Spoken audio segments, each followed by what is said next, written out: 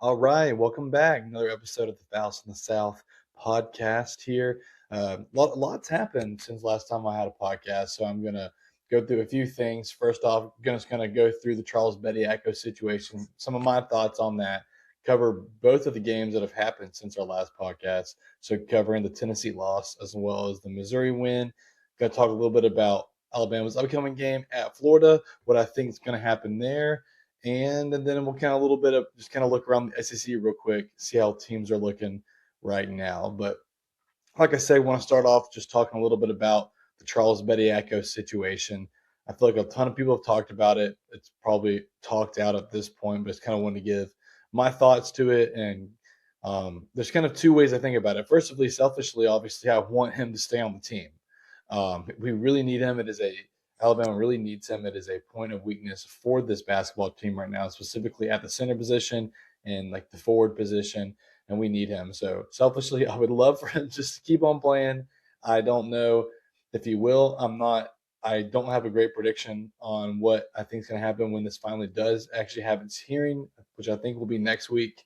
Um, base every single one of these hearings or every single one of these lawsuits that has gone against the NCAA has seemingly won.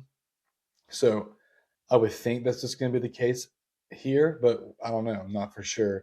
But when it comes to just like what it means for the bigger picture of college basketball and college athletics, I'll be honest, I don't think college athletics is in a good spot at all. I think this is just another example of the system not working well. Before NIL became a thing, college sports was pretty straightforward. It was pretty easy to understand. It was genuinely amateur sports, and if there was being payments under the table, we just got to pretend that wasn't happening. And they were true amateurs. They had 4 years to complete their eligibility. A fifth year, with a grad year maybe, or a fifth year when it comes to injuries or that sort of deal. But it was 4 years. It was pretty self-explanatory. You're considered amateur. So the NCAA was a good governing body because they're a governing body for amateur athletics. And when they would go pro, they went pro. That was it. There was no coming back. But once you added NIL, then you start bringing in the good old U.S. Constitution and the free market. And basically, players are now able to sue the NCAA and say the NCAA's rulings are keeping them from like their fair value, essentially. And that is kind of what's causing or driving most of these situations. And then the problem is the NCAA kind of gave in a lot of different areas. They caved when it came to junior college years, saying like, okay, we won't count junior college years, or even saying we wouldn't count like Division two, which is NCAA Division two. That's dumb. We don't count that, but they decided that we're not going to count that for eligibility, and so it's caused a lot of players, combined with the random COVID year that everybody got. They basically like you see years of being added to these players that they're in their like close to mid-20s still playing college athletics. Now, when this situation in college basketball specifically, we've seen this issue happen a little bit, or I say not a little bit, a lot of bit when it comes to professionals playing in college basketball. Now, I think it's important to point out that college athletics, especially football and basketball, because those are the ones that are paying the most. They're not amateurs anymore. And to say that they're not pros is just not accurate. They are pros. They're being paid decent amounts of money, in some cases, large amounts of money. For a lot of the top end college basketball players, they're going to be making more than they'd be making in professional basketball, unless they are actually making legit NBA players. They're going to make big contracts. Like Hunter Dickinson, for example, he was a really good player for Kansas a couple years ago. He made 10 times as much money at Kansas than he's making in the G League. Same with Charles Bediako. He was making the G League contracts like $45,000 a year. I mean, 10 times of that is like, $500,000 a year. That's honestly, for a player of Charles Bediako's caliber, that's getting him cheap. So I don't know exactly what Alabama's paying him, but whatever he's getting paid is a huge increase of what he's making in the G League. That is the reason he's wanting to come back, and that's driving this lawsuit. Anyways, so that is college athletes right now. They're just not. They're not amateurs. They're professionals, specifically in football and basketball. And what we've seen is because of NIL, because of coaches trying to find a competitive edge in any way they can to, get a roster, and with the resources they have, with money being thinner because you're spreading it around, the coaches have turned to, in basketball specifically, players who are overseas. Now, like unlike football, football is mainly an American sport, so it's pretty simple. You have college football, and then you have the NFL. That's kind of it. You have the spring leagues in football, but that's not really getting in the way of anything. In basketball, it's a truly international sport. There's leagues all over the world, and of all different levels of skill and difficulty. And while the NBA is for sure still the top league, you might think to yourself, well, the NBA G League is probably number two. Well, that's not honestly the case. According to a lot of people, coaches, and I'm not that we've seen talk about this issue over the past few months.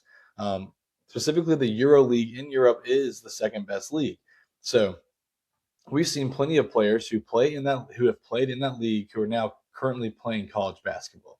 So the argument can be simple, like why is that any different than someone going to the G League? And that was a big part of what Nate Oates in Alabama and Charles Bediako is arguing. So the case that opened the door for Charles Bediako to come back to Alabama is the James Nazi case at Baylor.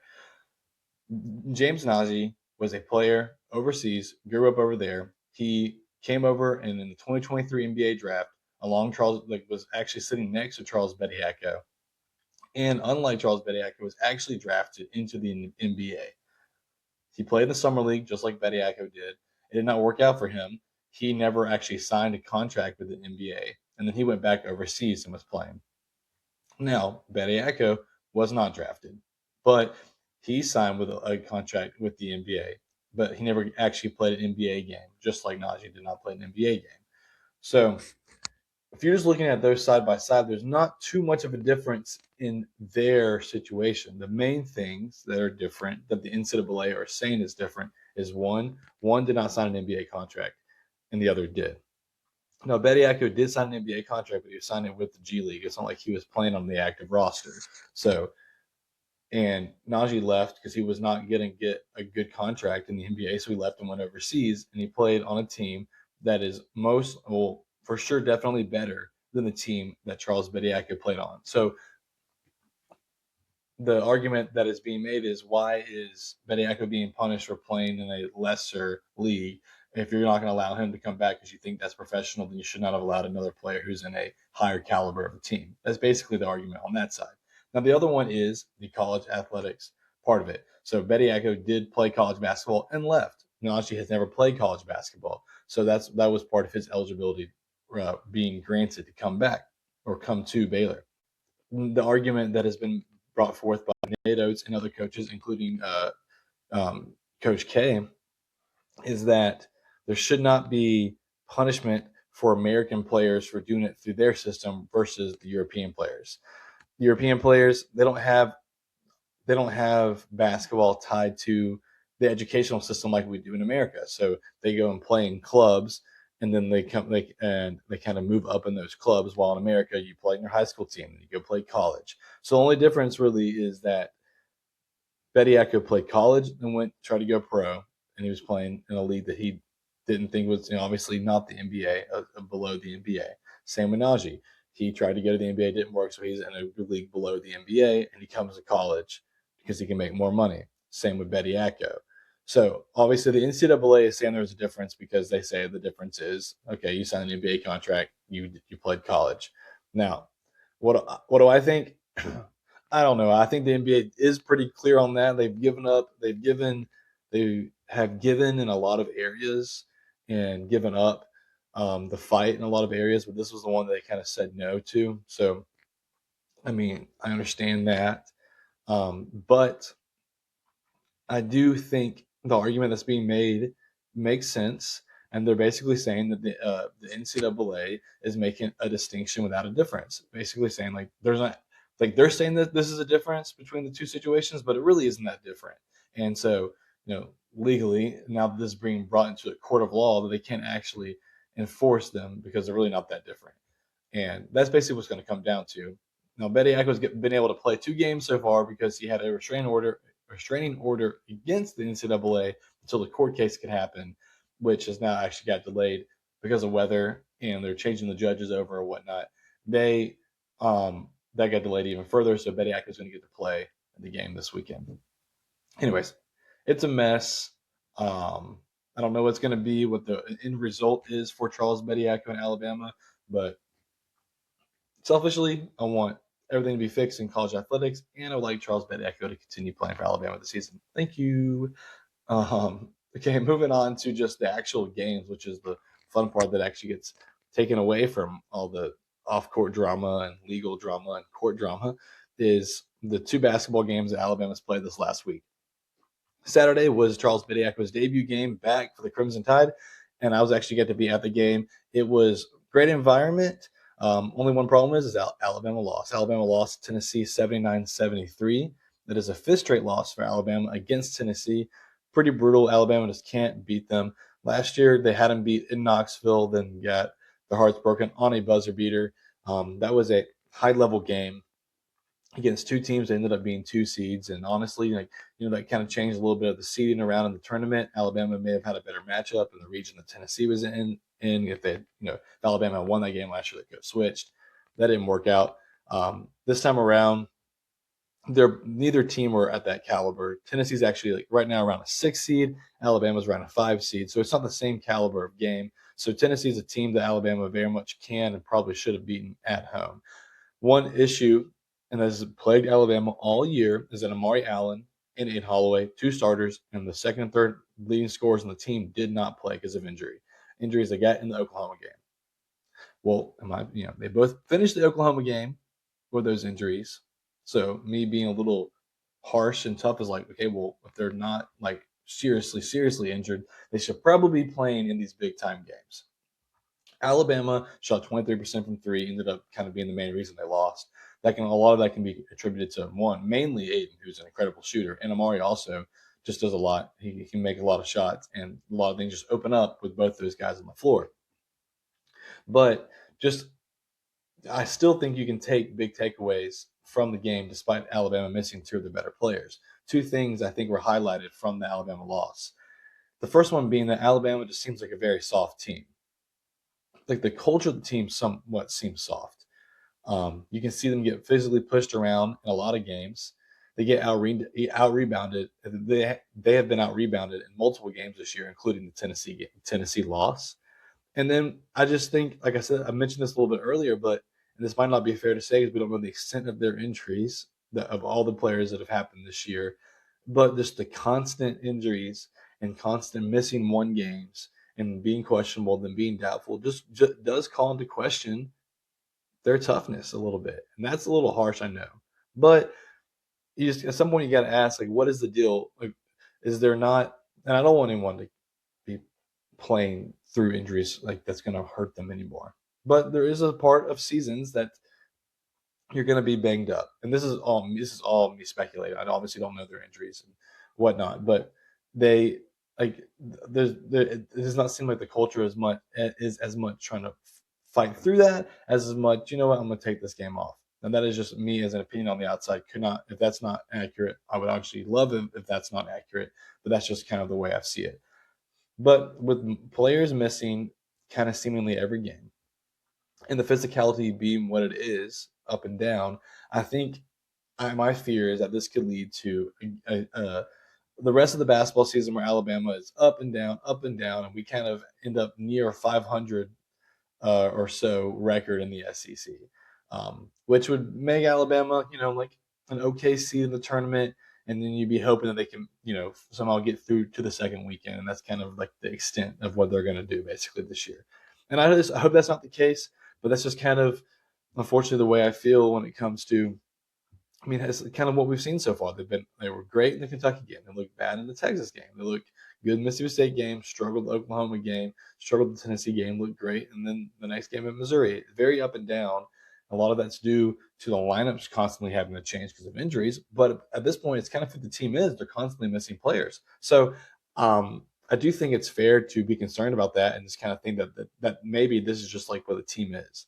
So anyways, that's the first thing. The second thing is that this coaching staff just unfortunately completely whiffed the transfer portal additions this year. in college basketball and college sports as a whole, but specifically in basketball, you're going to have to do well in the portal to replace the holes of the guys you lose and to fill starting positions and bench players. And all four guys Alabama got in the portal, Taylor Bull-Bowen, Noah Williamson, Jalil Bethia, and Caden Bristow, were all either completely unplayable / non-factors, or in the case of Taylor Bull-Bowen, sometimes wish I was unplayable because he's just kind of frustrating to watch. They don't really give us much. They're not adding to the team in terms of scoring that well, and they're not really adding to the team when it comes to rebounding or toughness, either of the things that we're missing.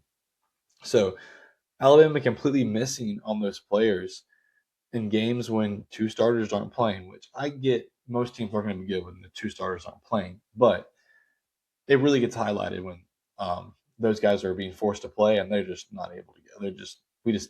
We can't rely on them. They're just not good enough. And that is unfortunate that we weren't able to at least get like one good player out of the portal. Obviously, the story again was Chuck returning. That was really fun to see. Everybody was excited about that. And he looked really good.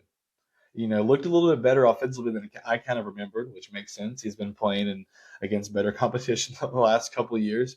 So he looked big. He looked like a constant lob threat. He dunked it really well. Sherelle, not a great dunker, so we kind of had been missing that we lost Cliff last year. He was great lob threat constantly during the games. So having Chuck to come alongside Sherelle, have two big guys down there, and Chuck kind of be that lob threat, that just adds a lot to our game. And he worked really well off of Phylon during the game because of that. And Phylon was kind of having to carry the team. He ended up with 26 points, just because the other two leading scorers were out, and he was playing great, and he was finding guys. Trelly was back. That was really good to see. He found him, and they obviously, like I mentioned, he was finding Chuck for those dunks. So those were some of the positives, and I do think it's okay to say, we're missing two of our better guys. We just got to keep hoping that we get healthy, and then our team will look different. But I do think it's, like I said, fair to point out that there are weaknesses of this team, even when everybody's healthy. Moving on, Bama did get the bounce back win over Missouri, 90-64. Aiden was back. Amari was still out. Really going to need Amari for that Florida game, by the way. Anyways, this game was the Trelly game, Trelly's second game back from injury. He was 7 of 11 from 3. That's a career high for him. That is awesome. Alabama made 15 threes as a team with 6 different guys making them. It was just one of those fun games where all the shots are going in. Missouri's not a great defensive team, and Alabama's just shown that if you give in any game, you kind of have to play the style that Tennessee has played, that Florida has played, to really shut down Alabama's offense. If you give them any kind of breathing room, they can get hot, get going. Bediako and Sherelle started together in this game for the first time, which was really fun to see. And as long as we have Bediako on the team, I hope that's what it is going forward. That's just a huge size advantage, and they work well off each other. They're kind of different styles of post players, so Sherelle kind of fits in well with kind of that 4 position because he can go out there and shoot a 3. He's a little more shifty and makes layups better. And Bediako kind of truly plays more of a true center, kind of more dunking, blocking, even though Sherelle's a shot blocker too. But I think they work great together. Sherelle had 16 points, Bediako had 14 points. I just think that's really good. And if Sherelle, and here's a lot of ifs right here about Alabama. If Alabama can keep Chuck eligible, and if Amari Allen can come back and be healthy, and if Phylon and Aiden stay healthy and don't get hurt, with Phylon, Aiden, Amari Allen, Chuck, Sherelle, that is a really, really, really good starting 5. And then you would have 3 really good players or 3 good options off the bench with Houston, Trelly, and London Jemison. I think that 8-man rotation, if Alabama can get into the tournament with those guys healthy, that's where Alabama has a chance to make some noise and where I would be excited to kind of watch it going forward. And I just really, really want to see it at least one time. We haven't got to see it all year of Alabama at its full strength, especially now with Chuck being here. It kind of makes the full strength even greater. But kind of a couple other shout outs at the game. Aiden Holloway didn't score a ton, but he had 8 assists. That was awesome to see. Phylon, of course, still good as ever, 18 points and 6 assists. Another big takeaway for me from that game was just that it was really good to see Alabama start fast and then finish strong in the game. They kind of just dominated from start to finish. And we haven't really seen a complete game like that from Alabama. The Illinois game was, I mean, it's kind of a shining moment of the season so far, especially since Illinois has gotten a lot better. I mean, they continue to stay good, and they're one of the top 10 or 8 teams in the country. But Alabama recently has not had many games where they've had games where they finish strong, and they've had games where they start fast, but they have not done both at the same time. And it was good to see them just kind of like control the game, especially off a loss. We needed the win, so that was good to see. Moving on, Alabama's next game is at Florida on Sunday.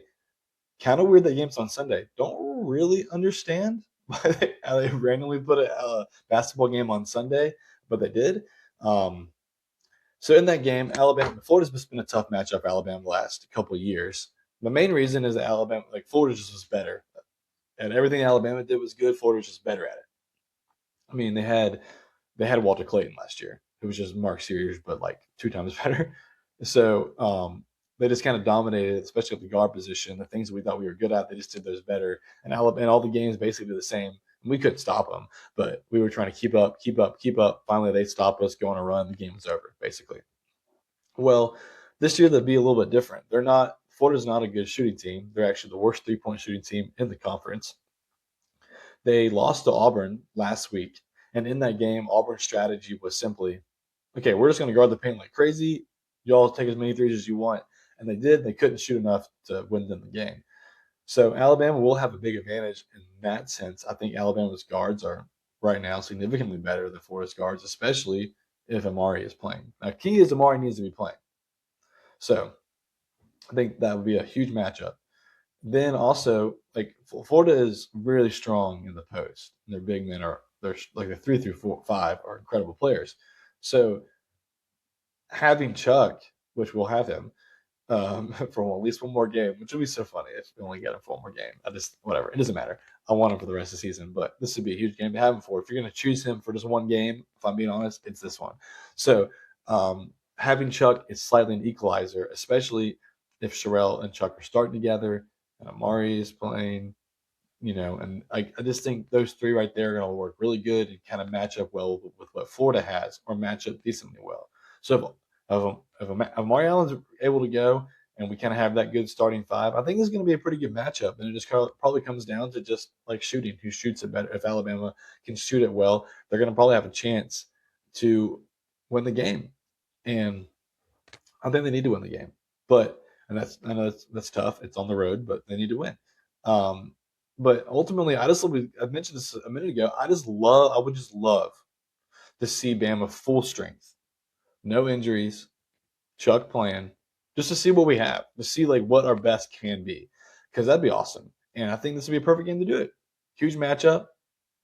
I kind of want to talk in just a minute in the standings where they are. Both Alabama and Florida are like the top end of the 5 seeds, kind of like trying to get into that 4 seed line.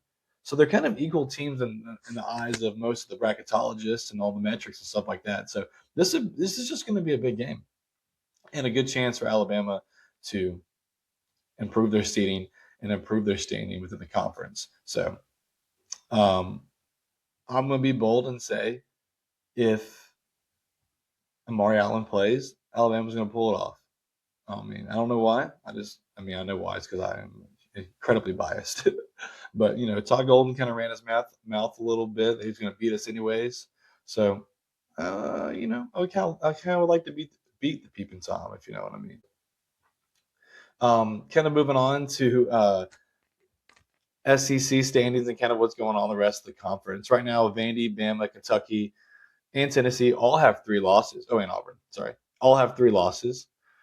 And so a lot of teams right there kind of mixed up in the 3-loss category. Kind of surprising. Tennessee and Bama at this point both have 3 losses. Vandy looked like they were the best, going to be one of the best teams in the conference. Maybe win it after they beat Alabama in the second game. They quickly got 3 losses. It's just a very tough league.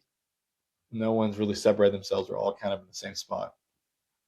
Florida and Arkansas have 2 losses right now. So again, like that's where the Alabama-Florida matchup is huge this week because in my opinion, Florida's just going to end up being kind of in the front the whole time. Probably the team that ends up winning it, maybe. I don't know. But if Alabama falls 2 games behind Florida, then especially with like the head-to-head laws, it's they're basically gonna. Which I don't know why I said head. That doesn't matter for seeding the championship. You just split no matter what. But if Alabama falls 2 games behind Florida, it's their chances of winning the SEC are basically over.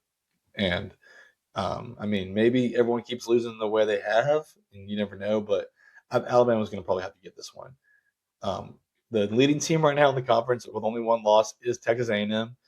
First year under Bucky McMillan, Bucky Ball, year one looking strong. But I do think this looking at their schedule, they're likely going to lose 3 of their next 5 games and kind of come back down into the pack. They kind of they haven't played the hardest teams for sure, and one of their wins is like crazy game against Auburn where Auburn got the buzzer beater and they said they didn't get it off. And in my opinion, they did not get it off. I think the refs made a good call, but still. Just kind of stat wise, Phylon is currently the leading scorer in the SEC. So if he can keep doing that and Alabama have a good rest of the season, compete for the SEC championship, we're looking at maybe Phylon getting SEC Player of the Year, which would be exciting. We haven't had that in a few years, so I would love to see that. But the main thing when looking at the SEC this year, and maybe a lot of people are just kind of not just now tuning in or expecting that kind of the conference to be at a similar state it was last year, or even the year is kind of building up to last year. Last year was kind of a culmination of a lot of teams building up and a lot of veteran rosters in the conference. And the SEC ended up with 2 1 seeds and 2 2 seeds. An incredibly strong year. 4 teams made the Elite Eight, 2 made the Final Four. And then one the national championship. So it was a crazy strong year for the SEC. This year, a lot of turnover, and it's just not the case. It's still very competitive, but that's because there's no one is that great. The highest seeded team, according to bracketology, the highest seeded team right now is Vanderbilt. They're about a 4 seed. They're listed like the highest 4 seed right now. And then I mentioned this earlier, but Florida and Alabama are in that 5 seed range. Everybody else is below that. So Alabama's still going to get a lot of teams in the tournament, but it's basically going to be like 4 seeds down. Is what it looks like right now. So you're not going to. I don't see any Final Four caliber teams from the SEC this year. The 1 seeds, the top teams right now of Arizona, Michigan, and Duke look light years better than anybody in the SEC, and even the strong 2 seeds of like Gonzaga, UConn, and Michigan State, they look like they're just a step ahead too. So I don't see any SEC team even really making the Elite Eight unless there's a couple upsets, for sure not the Final Four. The SEC will have a few second weekend teams, in my opinion, but that's kind of the extent of where I think they will go. Alabama specifically right now looks to me as like a peak of a Sweet 16 team. Now, all of that is like with the caveat of like, what do we look like if everybody plays and Chuck's playing, the NCAA is cool with him playing in their tournament. So that's basically, I think they're a Sweet 16 team right now because I think if they're going to end up as a 4 seed or a 5 seed, you're going to get matched up with a 1 seed in the Sweet 16. And we were basically full strength and we played Arizona this year, and Arizona is just so much better. They're so good, which, this is how it goes sometimes. So Sweet 16 is kind of where I see them unless they get everybody healthy kind of down the stretch of the conference play. Chuck plays, and then we kind of see them become a really good team, kind of not run the table, but near run the table and maybe get to the top of the standings in the SEC. And you can see Alabama maybe creep up into like that 3 seed line. That like jumping from a 4 to a 3 is massive because that basically almost increases your chance of getting to the Elite Eight by a ton. Because if they get that 3 seed, they'll get matched up at the worst with the 2 seed. And Alabama has played a 2 seed this year in Illinois, at Illinois, and won that game. So that's kind of Alabama's best chance right now to get back to a 3rd straight Elite Eight, which would be awesome. But just right now, if I'm just being honest, I think the ceiling right now is the Sweet 16. But we'll see. And it starts that we'll see starts this weekend with the game at Florida. So thanks for listening to another episode of the podcast. I'll be back next week with kind of recap and any other additional thoughts I have. But until then, thanks for listening and roll tide.